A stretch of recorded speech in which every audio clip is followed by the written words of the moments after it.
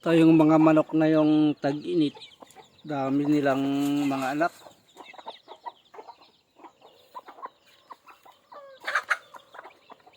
Ito pa.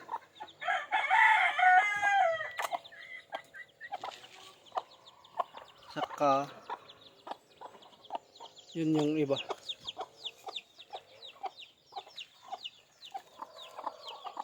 Ito yung isa.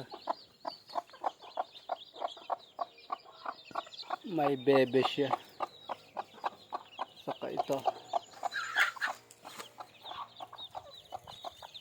Itong mga sisiw.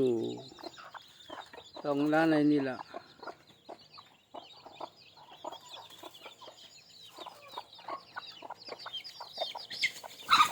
Ito yung mas nauna. Walang buntot.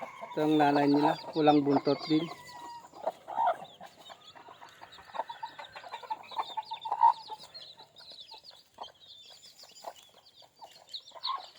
Yun yung may buntot. May anak siya sa loob ng kulungan.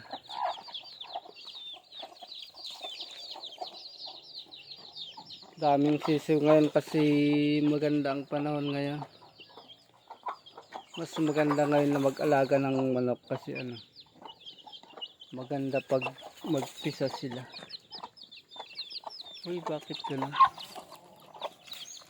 Hello, walang buntot.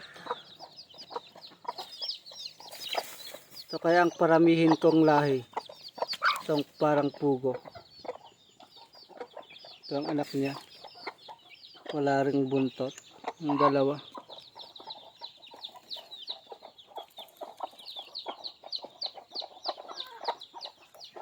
Manas sa nanay nila.